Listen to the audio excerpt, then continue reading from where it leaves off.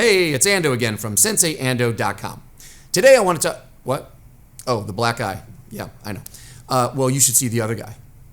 Actually, he's just fine. That dirty mother. Anyway, today I want to talk to you about timing. You're no fool. You know that timing is the secret to landing punches, kicks, and takedowns. Now, I'm not just talking about the timing between you and the bad guy. I'm talking about the timing between your own hands and feet. Today, I'm going to show you a really simple drill to help you build that connection between your hands and your feet so you're really aware of what's going on. When you build up your awareness, you gain more control. When you gain more control, you're going to have more success. Of course, if you're not interested in success, then ignore everything I have to say.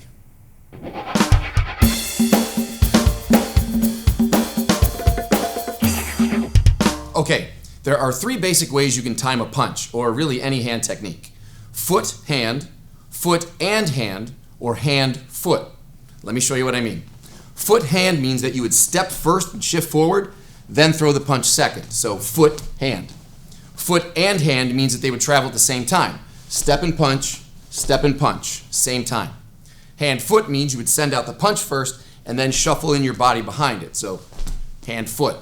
Now don't get the idea that one of these is better than the other. These are different tools for different situations. But you can't use any of them if you can't do them. So here's an easy way you can practice all three. Practicing in the air is just fine. But if this is the first time you're running this drill, I highly recommend that you find a bag or something you can hit. That way I can feel and hear the exact moment when my hand makes contact. For the same reason, I'm going to add a stomp every time I step. I want to be able to feel and hear that exact moment when my weight shifts. That will keep this drill really clean and really honest. So let's say, for example, we're just throwing a punch here. So we'll start off with foot, hand. I can open up that timing a bit. So 1, 2. Then you can tighten that up a little bit. Now we'll do foot and hand. Those two sounds in my brain, I'm trying to get those things to land at the exact same moment. And then, of course, hand, foot. 1, 2. And then you can tighten it up. Once you feel comfortable with your punch, well then go ahead and try every hand strike you know. If you're feeling really crazy and you don't care about your brain, I suppose you could even try foot and head, foot. But I don't recommend that. Traditional martial artists can practice the exact same drill when running through kata and forms. Say you have a movement where you turn and drop a fist. Well, you could do that three different ways, right? You could do that as foot, hand.